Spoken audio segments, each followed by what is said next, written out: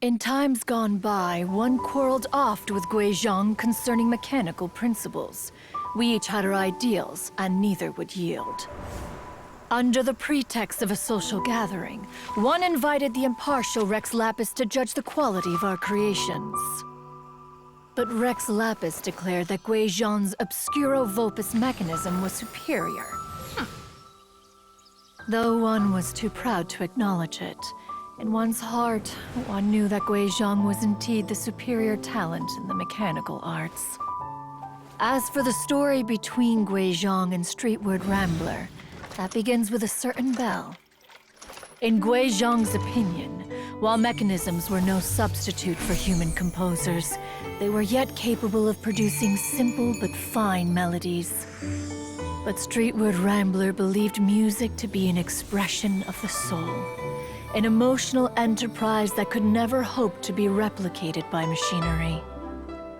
They argued endlessly, until one asked Rex Lapis to intercede. He confiscated the bell and designated it for ceremonial use. Thereafter, one would often find them convening in the mountains, discussing music, mechanics, and all the affairs of the mortal world.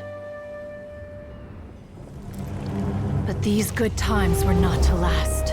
War broke out between the gods, and soon engulfed the Guili Plains. Guizhong was overpowered by the enemy, and fell in battle. When Streetward Rambler and I arrived at the scene at long last, all that remained among the ruins was her lifeless body. After this, at Streetward Rambler's request, Rex Lapis granted her the cleansing bell for safekeeping. To honor our friend's memory, one made a few finishing touches to her ballistic device. Many lantern rites have passed since then. Many greetings and goodbyes. Upon what do you gaze? The Guili Plains? No. It's everything.